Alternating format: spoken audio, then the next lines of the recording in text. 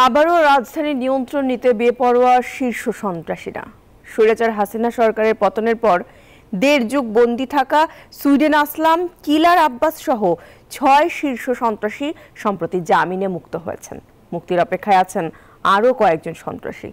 এতে অপরাধ বাড়ার আশঙ্কার কথা বলছেন বিশেষজ্ঞরা, যদিও পুলিশ বলছে নজরদারিতে আছেন জামিনে বের হওয়া শীর্ষ সন্ত্রাসীরা।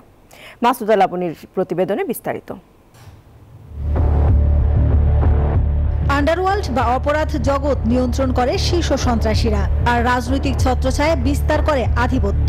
যদিও বড় অংশই নিয়ন্ত্রণ হয় বিদেশে বসে। খুন, অপহরণ, মাদক, অস্ত্র, চোরাকারবারি সহ এই দুনিয়া চলে তাদের ইশারায়। তবে এবার রাজনৈতিক পট পরিবর্তনে নতুন কৌশলে তৈরি হচ্ছে আন্ডারওয়ার্ল্ড। ছাত্র জনতার অভ্যুত্থানের পর নতুন বাংলাদেশের স্বপ্ন নিয়ে দিনরাত কাজ করে যাচ্ছে বিভিন্ন শ্রেণী পেশার মানুষ। মাঠে নেই পুরাতন বা কুখ্যাত অপরাধীরা। এই সুযোগে অপরাধ জগৎ নিয়ন্ত্রণে নতুন ছক কষছেন সদ্য মুক্তি পাওয়া শীর্ষ সন্ত্রাসীরা। সম্প্রতি ৬ শীর্ষ সন্ত্রাসী জামিনে বের হওয়ার পর নতুন করে শুরু হয় আলোচনা।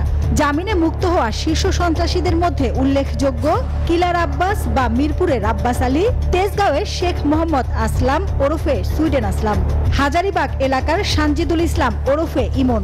এছাড়া ঢাকার অপরাধ জগতের আরও ২ নাম খন্দকার নাইম আহমেদ ওরফে টিটন ও খোরশেদ আলম ওরফে রাসু ওরফে ফ্রিডম রাসুও কারাগার থেকে মুক্তি পেয়েছেন।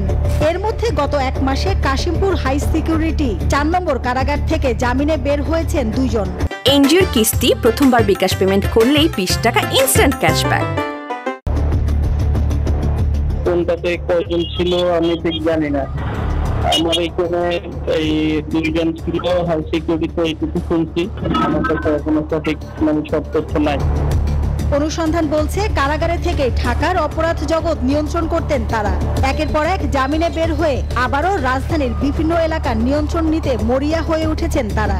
জানিয়ে এরই মধ্যে তৈরি হয়েছে আতঙ্ক। শীর্ষ সন্ত্রাসীরা জামিনে বের হয়ে যাচ্ছে, এক্ষেত্রে আপনারা নজরদারি বাড়াচ্ছেন কি? আমারও তো নজরদারি আছেই, আমাদের তো নজরদারি অবশ্যই আছে।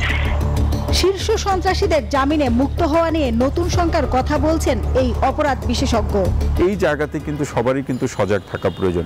অর্থাৎ ওই ব্যক্তি অপরাধ করে তিনি আইনের মুখোমুখি হয়েছেন, আমরাও যাতে এমন কোনো কাজ করে না বসি। তবে বর্তমান পরিস্থিতিতে সকলেরই যেরকম দায় এবং দায়িত্ব রয়েছে, তবে আমাদের দেশের বাস্তবতায় পুলিশের পাশাপাশি বর্তমান অবস্থায় সেনাবাহিনীর ভূমিকাটাকে আরও বেশি জোরালো করা প্রয়োজন। তারা মাঠে আছেন, তারা যেন আবারও পুরনো নেটওয়ার্কে সচল হতে না পারে, এজন্য কঠোর নজরদারি করা হচ্ছে বলেও জানায় আইন শৃঙ্খলা বাহিনী।